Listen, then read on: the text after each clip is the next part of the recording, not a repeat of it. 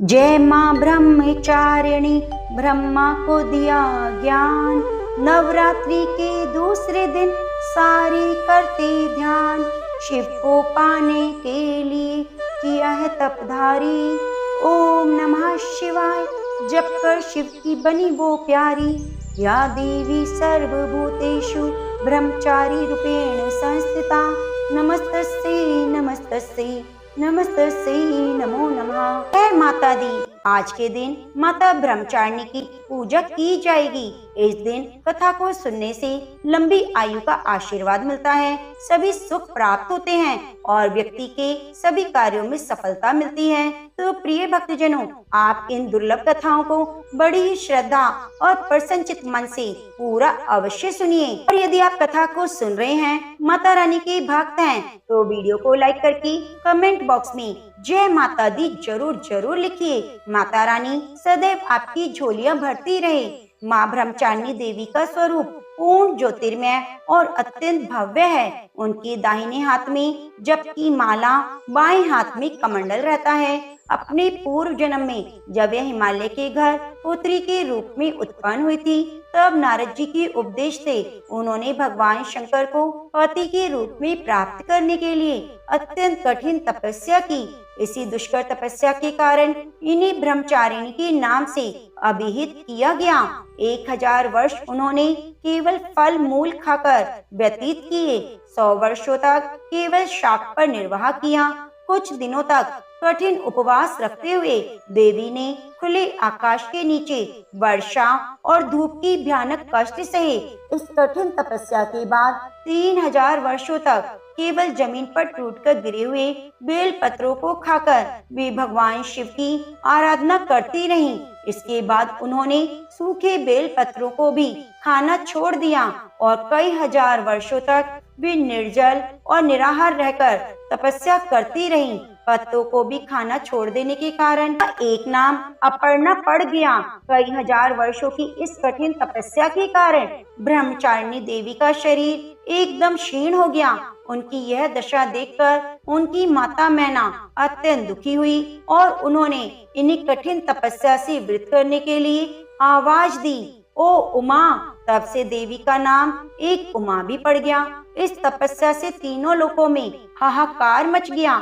देवता, ऋषि, सिद्धगण, मुनि सभी देवता ब्रह्मचारिणी की इस तपस्या को अभूतपूर्व पुण्य कृत बताते हुए उनकी सराहना करने लगे। अंत में पितामह ब्रह्मा जी ने आकाशवाणी के द्वारा उन्हें संबोधित करते हुए प्रश्न स्वर में कहा, हे देवी, आज तक किसी ने भी ऐसी कठोर तपस्या नहीं की जैसी तुमने की है। तुम्हारी इस अलौकिक कृत्य की चारों ओर सराहना हो रही है। तुम्हारी मनोकामनाएं परिपूर्ण होगी। भगवान चंद्रमौली शिव जी तुम्हें पति के रूप में अवश्य ही प्राप्त होंगे। अब तुम तपस्या से वृत होकर घर लौट जाओ। शीघ्र ही तुम्हारे पिता तुम्हें बुलाने आ रहे हैं। प्रिय भक्तजनों, माँ ब्रह्मचारिणी की इस कठोर तपस्या को देखते हुए भगवान शिव जी ने कई बार उनकी परीक्षा ली। उस परीक्षा में देवी माँ उत्तीर्ण हुई और प्रसन्न होकर महादेव ने माँ ब्रह्मचारिणी को अपनी अर्धांगिनी के रूप में स्वीकार किया, उन्हें आशीर्वाद दिया और उनसे विवाह किया। माँ दुर्गा का यह स्वरूप भक्तों, सिद्धों को अत्यंत फल देने वाला है। उनकी उपासना से मनुष्य में तप, त्याग, वैराग्य, सदाचार और संयम जैसे गुणों की वृद्धि होती है। जीवन के कठिन संघर्षों में भी व्यक्ति अपने कर्तव्य से विचलित नहीं होता। माँ ब्रह्मचारिणी देवी की कृपा से उसे सर्वत्र सिद्धि और विजय की प्राप्ति होती है। लालसा से मुक्ति के लिए माँ ब्रह्मचारिणी का ध्यान लगाना बहुत ही श्रेष्ठ माना जाता है। दुर्गा पूजा के दूसरे दिन इन्हीं के इसी रूप की उपासना की जाती है। इसी दिन साधक का मन स्वाधिष्ठान चक्र में उपस्थित होता है। इस चक्र में अवस्थित चित्त वाला योगी ब्रह्मचारिणी की कृपा और भक्ति सहज ही प्राप्त कर लेता है। तो प्रेम से बोलिए, जय माँ ब्रह्मचारिणी, जय जय माँ, जय हो माँ शारदे। अपने भक्तों के सभी दुखों को दूर करो माँ, जय माँ। ओम नमः शिवाय। प्रिय भक्तजनों, अब आइए सुनते हैं माता रानी की दूसरी कथा। एक राजा और एक रानी थी। बहुत दिनों तक उनके कोई संतान नहीं हुई। बहुत जप तप करने के बाद कई सालों बाद उनको एक संतान की प्राप्ति हुई। वे पुत्र था। अब राजा और रानी बहुत खुशी से उसका राजपाट संभालने लगे। कई दिनों तक ऐसा चलता रहा। देखते देखते पुत्र 4-5 साल का हो गया। एक दिन की बात है, रानी दोपहर में बच्चे के साथ सो रही थी और बच्चे को नींद खुल जाती है। वह उठकर बाहर जाने लगा, क्योंकि उसको बाहर जाने नहीं दिया जाता था। तो वह माँ को सोता हुआ देखकर उनके मन में बाहर जाकर अपनी उम्र के बच्चों के साथ खेलने की इच्छा हुई। वह छिपकर बाहर चला गया। वह खेलते खेलते बहुत दूर चला गया। वह किसी दूसरे गांव में जा पहुंचा। इधर जब रानी की नींद खुली तो वह बच्चे को पास ना पाकर बहुत हैरान हुई। फिर बच्चे की खोज शुरू कर दी। बहुत प्रयास करने के बाद भी सफलता ना मिली, अर्थात उनको बच्चा नहीं मिला। अब राजा रानी फिर से दुखी हो गए। अब वह बच्चा उस गांव में एक ग्वाले के घर पहुंचा। तो ग्वाले ने उससे पूछा, हे पुत्र, तुम कहाँ से आए हो? तो ये बच्चा कुछ नहीं बता सका, क्योंकि वे बहुत छोटा था। उसको कुछ पता नहीं था। वह केवल बच्चों के साथ खेलते खेलते दूर चला गया। तो ग्वाले ने कहा, जब ये बच्चा अपना नाम नहीं बता पा रहा तो इसको अपने पास रख लेता हूँ। जैसे तुम्हारे 2 बच्चे हैं, ये तीसरा भी रहेगा। अब इधर वह बालक ग्वाला के बच्चों के साथ घुल मिलकर खेलने लगा। कुछ दिन बीत गए।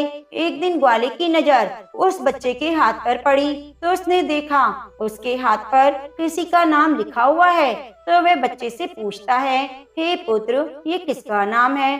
तो बच्चे ने कहा, यह हमारे पिताजी का नाम लिखा है। तो ग्वाले ने कहा, हम आपके पिताजी का नाम ढूंढते हुए घर चलेंगे। आप देखिए, इधर राजा शिकार पर निकल जाता है तो रानी रोज अपने बच्चे को इधर उधर ढूंढती है, क्योंकि माँ का हृदय था। वे दिन भर तड़पती हुई अपने बच्चे की याद में इधर उधर बाग बगीचे में देखती कि कहीं कोई मेरे बच्चे का संदेश ला रहा है। रानी यही सोचती कि इतने दिन बाद एक संतान हुई, मैंने लापरवाही से वह भी अपने हाथ से गंवा दी। अब रानी एकदम निराश होकर एक गांव में पहुंची। वहां उसने देखा कुछ औरतें मिलकर देवी माता की पूजा कर रही हैं। तो रानी भी वहां जाकर बैठ गई और पूजा देखती है। और पूजा के दौरान माता रानी की कथा को बहुत मन लगाकर सुनती है।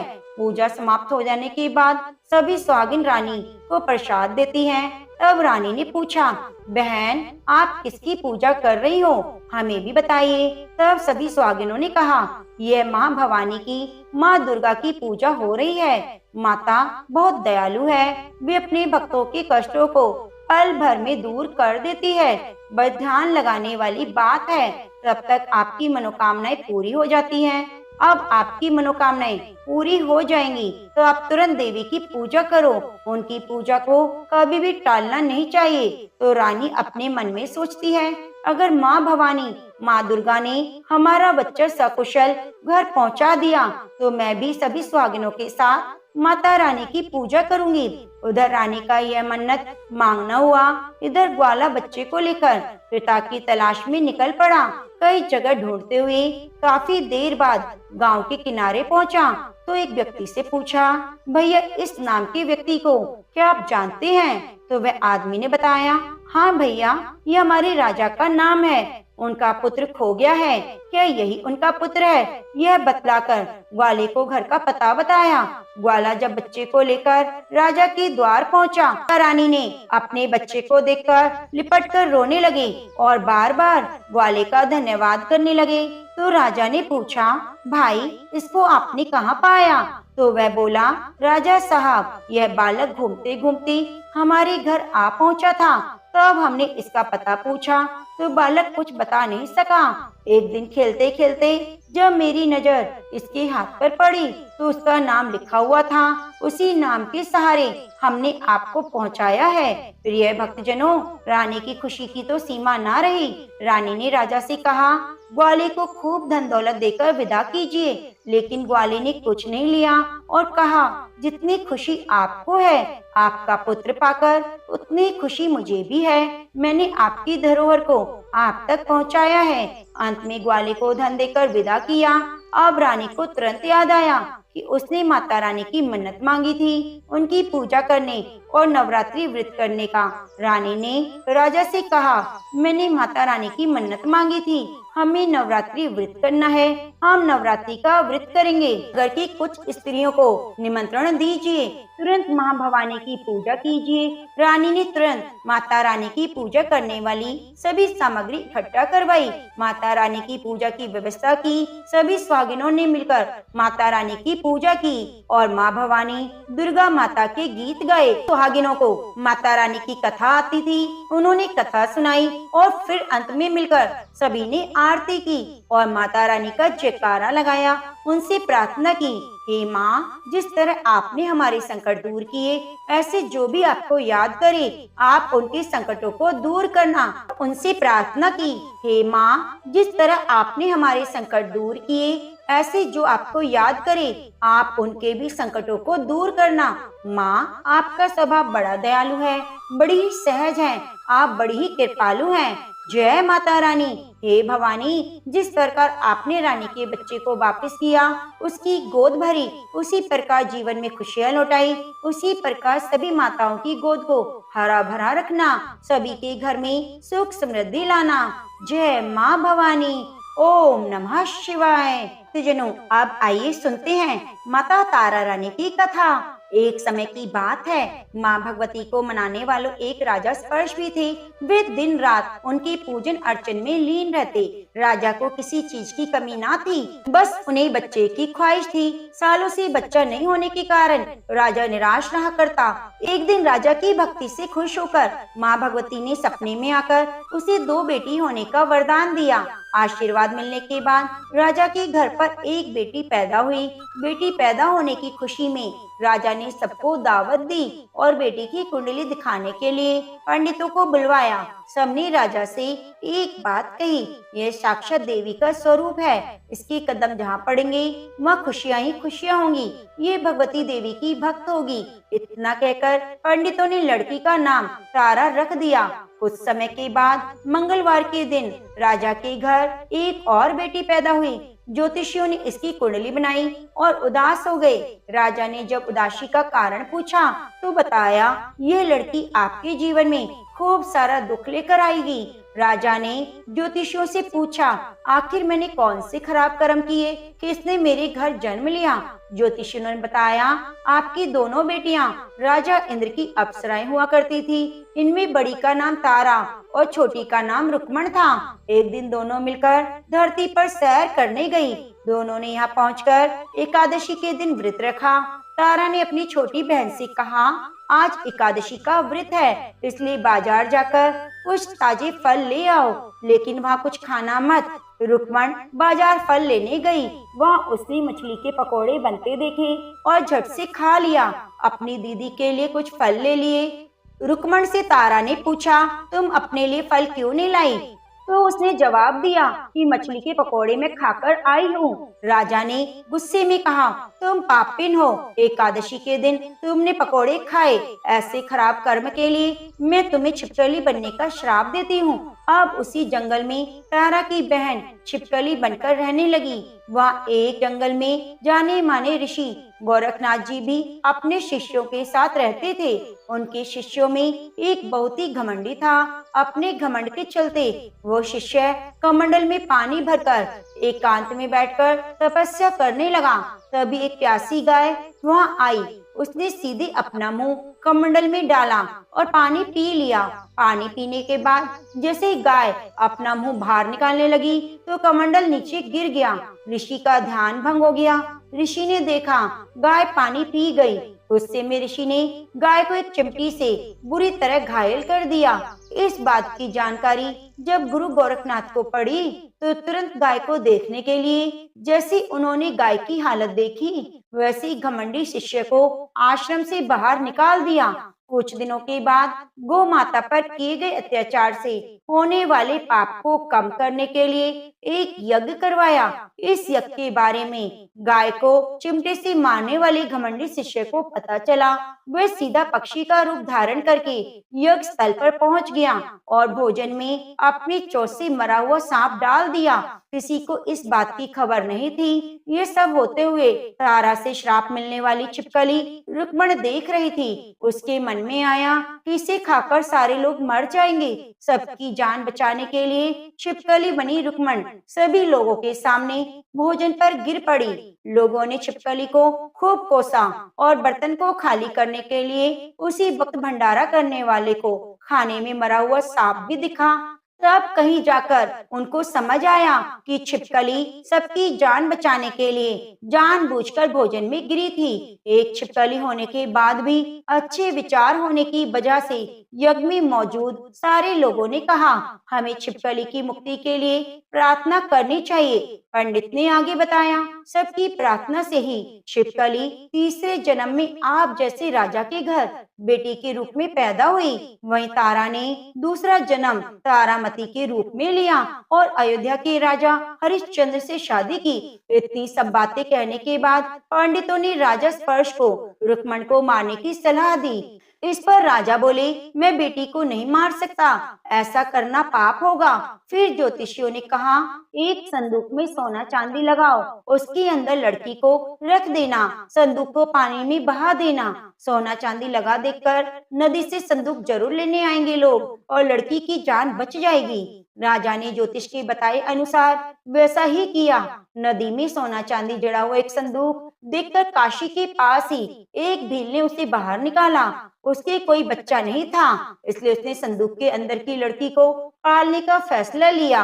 उस भील और उसकी पत्नी ने खूब प्यार से उसे पाला। उसका नाम रुको रखा। दोनों ने रुको की शादी करा दी। रुको की सासू माँ तारामती और राजा हरिश्चंद्र के महल में साफ सफाई करने का काम करती थी और कुछ दिनों बाद रुको की सासू माँ बीमार हो गई। उनकी जगह रुको काम करने जाने लगी। तारामती ने देखा और पुराने जन्म के पुण्य के कारण पहचान लिया।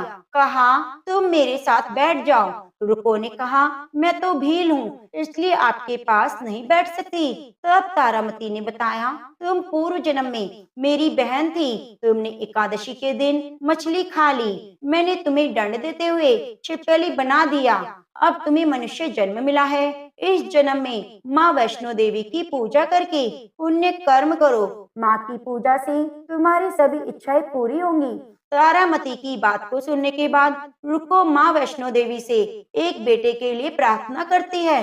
कहती है, अगर मनोकामना पूरी हुई तो वह अपने घर में वैष्णो देवी का पूजन और जागरण कराएगी। माँ वैष्णो देवी उसकी प्रार्थना सुन लेती है और एक बेटा होता है। पुत्र की प्राप्ति के बाद रुको उसकी देखभाल और लाड़ प्यार में माता रानी की पूजा करना भूल जाती है। ऐसा होते होते 5 साल हो गए। फिर एक दिन उसके बेटे को चेचक यानी माता निकल आती है। बच्चे की ऐसी स्थिति देखकर रुको को अपने पिछले जन्म की बहन तारामती के घर जाकर इस समस्या के बारे में बताती है। तब तारामती ने पूछा, तुमने माता रानी की पूजा की, कोई गलती तो ना की? फिर रुको को याद आता है कि उसने माता रानी के जागरण कराने का प्रण लिया था। यह बात याद आते ही रुको को पछतावा होता है और मन में उसने माता रानी से कहा, बच्चे के ठीक होते ही वे अपने घर में जागरण कराएगी। अगले ही दिन उसका बेटा स्वस्थ हो गया। तभी रुको ने माता रानी के मंदिर जाकर पुजारियों से कहा, मंगलवार के दिन घर में जागरण करवा दीजिए। तब रुको की बात सुनकर पंडित कहते हैं, तुम यही 5 रुपए दे दो, तुम्हारे लिए मंदिर में ही जागरण कर देंगे। रुको कहती है, मुझे पता है मैं चमारिन हूँ, लेकिन आप मेरे घर आकर जागरण करवा दीजिए। माँ किसी तरह का कोई भेदभाव नहीं करती, तो आपको भी नहीं करना चाहिए। इस पर पंडितों ने विचार विमर्श किया कि अगर तारा रानी आपके जागरण में आती है तो हम तुम्हारे घर जागरण करेंगे। पंडितों की बात सुनकर रुको अपनी बहन तारामती के पास जाती है और तारामती को सारी बात बता देती है। रुको की बात सुनकर तारामती जागरण में जाने को तैयार हो जाती है। इस बात को बताने के लिए रुको जब पंडितों के पास जाती है तो उनके बीच की बात को सैन नामक नाई सुन लेता है और फिर राजा हरिश्चंद्र को जाकर सारी बात बता देता है। राजा के मन में हुआ कि रानी को नीच जाति वालों के घर जागरण नहीं करना चाहिए। इसी वजह से वह अपनी उंगली काट लेता है जिससे उन्हें नींद ना आए, रानी जागरण में ना जा सके। जब जागरण का समय होता है तब राजा को जागते हुए देखकर रानी मन ही मन माता रानी से प्रार्थना करती है, महाराज को नींद आ जाए ताकि मैं जागरण में जा सकूं। रानी की प्रार्थना से कुछ ही देर में राजा को नींद आ जाती है और रानी रोशनदान में रस्सी बांधकर महल से नीचे आकर रूपो के घर चली जाती है। इतनी जल्दबाजी में रास्ते में ही रानी का रेशमी रुमाल और एक पांव का कंगन गिर जाता है। इधर कुछ वक्त बाद राजा हरिश्चंद्र की नींद टूट जाती है। नींद खुलने पर रानी को अपने पास ना देखकर राजा उसकी तलाश में निकल जाते हैं।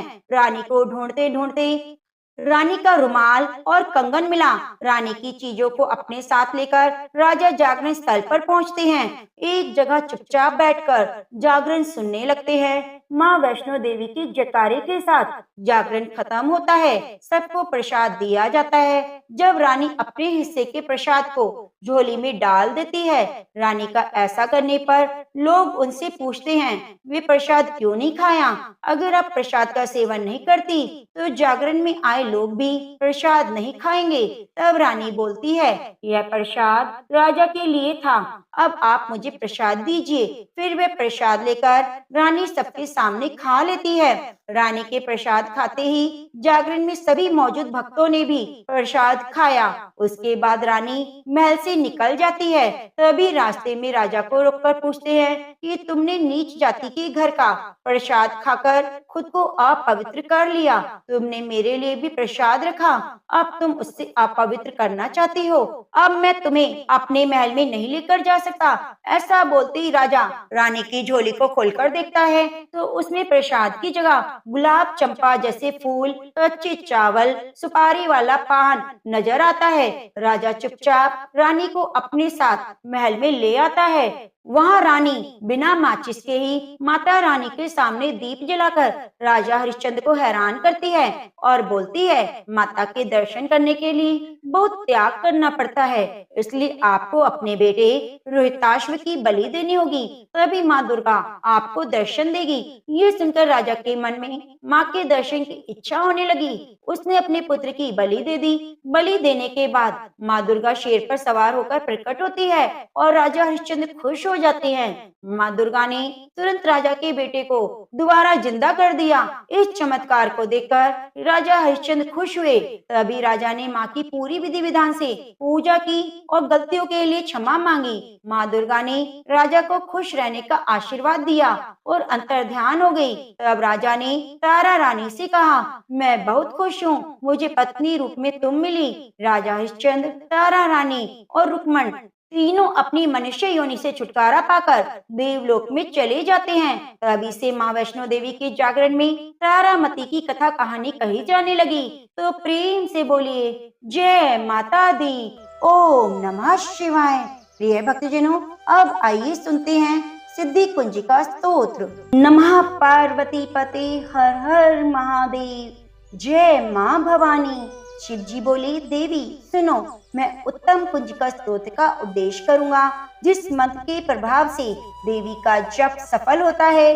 कवच, अर्गला, कीलक, रहस्य, सूक्त, ध्यान, न्यास, यहाँ तक की भी अर्चन आवश्यक नहीं है। केवल कुंजिका के पाठ से दुर्गा पाठ का फल प्राप्त हो जाता है।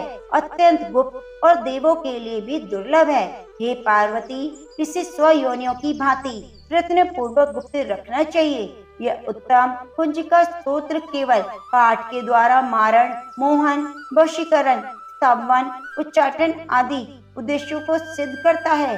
मंत्र: ओम ऐं ह्रीं क्लीं चामुंडाय विच्चै। ओम ग्लौम हूं क्लीं जूं सः ज्वालाय ज्वालाय ज्वल ज्वल प्रज्वल प्रज्वल।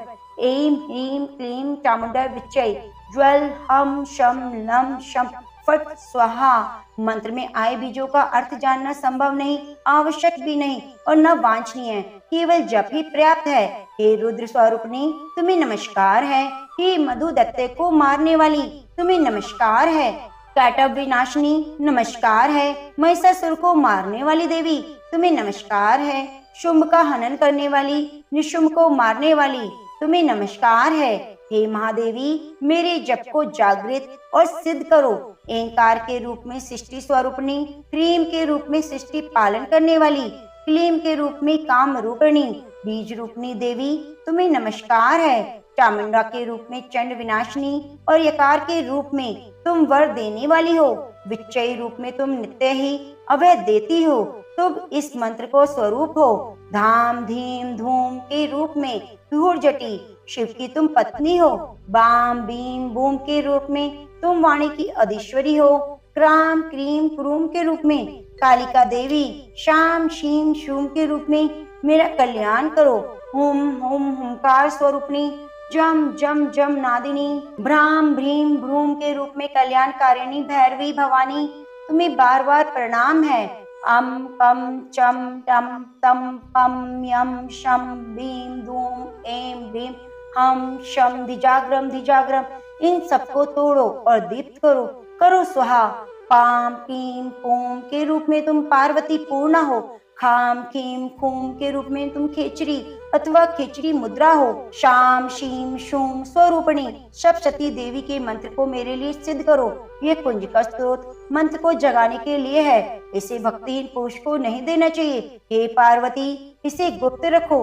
हे देवी, जो बिना कुंजिका की सप्तशती का पाठ करता है उसे उसी प्रकार सिद्धि नहीं मिलती जिस प्रकार वन में रोना निरर्थक है। जय माता दी, जय माँ भवानी। प्रिय भक्तजनों, माता रानी की कथा को सुनने के बाद क्षमा प्रार्थना हमें जरूर करनी चाहिए। तो आप सभी हाथ जोड़कर ध्यान लगाकर माता रानी से क्षमा प्रार्थना कीजिए। हे परमेश्वरी, मेरे द्वारा दिन रात सहस्त्रों अपराध होते रहते हैं। यह मेरा दास है, यूं समझकर मेरे उन अपराधों को तुम कृपा पूर्वक क्षमा करो। परमेश्वरी, मैं आवाहन नहीं जानती, विसर्जन करना भी नहीं जानती और पूजा करने का ढंग भी नहीं जानती। क्षमा करो देवी सुरेश्वरी।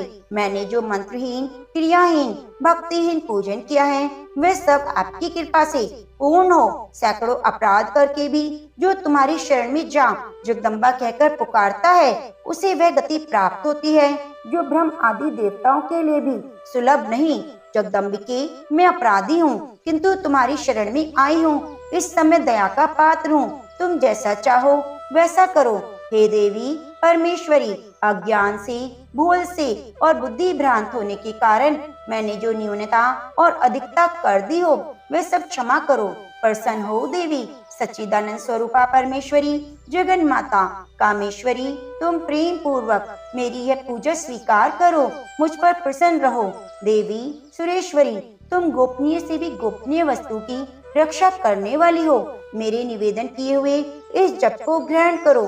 तुम्हारी कृपा से मुझे सिद्धि प्राप्त हो। शतिनाम प्रवक्ष्यामि शृणुमेव कमलानेन, यस्य प्रसाद मात्रेण दुर्गा प्रीता भवेत् सती। ओम सती साध्वी भवप्रीता भवानी भवमोचनी आर्या दुर्गा ज्या चाद्या त्रिनेत्रा शूलधारिणी पिनाकधारिणी चित्रा चंद घटा महातपा मनोबुद्ध अहंकारा चित्रूपा चिताचिति सर्व मंत्रमयी सत्या सत्यानंद स्वरूपिणी अनंता भाविनी भाव्या भव्य भव्या सदा गति सांभावी देव माता चिंता रतन प्रिया सदा सर्व विद्या दक्ष कन्या दक्ष यज्ञ विनाशिनी आपर्णा नीक वर्णा च पाटला पाटलावती पटांबर परिधाना कमल मर्जिनी अमे विक्रमा क्रूरा सुंदरी सूर सुंदरी वन दुर्गा च मतंग मति पूजिता ब्रह्महि महेश्वरी चैन्द्री कौमारी वैष्णवी तथा चामुंडा चैव बारही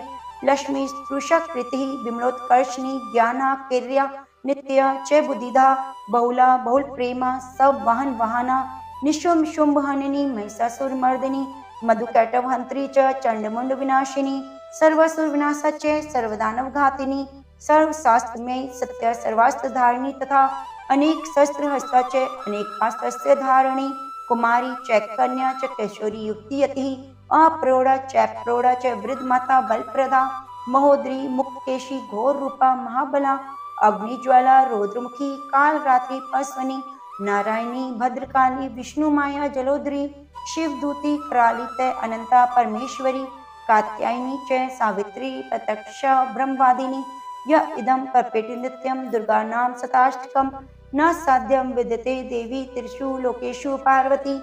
धनं धान्यं सुतं जायां हयं हस्तिनमेव च चतुर्वं तथा चान्ते लभेन्मुक्ति च शाश्वतं।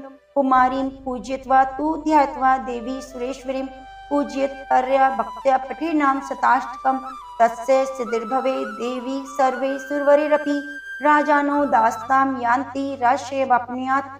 गोलोचनान् कुङ्कुमेन सिन्दूर कपूर मधुत्रेण लिख्यं यन्त्रं विधिना विधियोग भवेत् सदा धार्यते पुरारी। भौमावास्ये निशामग्रे चंद्रे सद्विषां गते विलिख्य प्रकटे स्तोत्रम से भविष्य संपदाम पदम। जय माता दी। प्रिय भक्तजनों, ये आपने सुने माता रानी के 108 नाम। आप सभी का दिल से धन्यवाद। आपने हमारी कथा को पूरा मन लगाकर सुना। माता रानी आपकी सदा झोलियां भरती रहे। प्रिय भक्तजनों, यदि आपने कथा को पूरा सुना है, कमेंट बॉक्स में बताइए कि आप हमारी कथा को कौन से राज्य से सुन रहे हैं और अपना नाम भी जरूर लिखिएगा।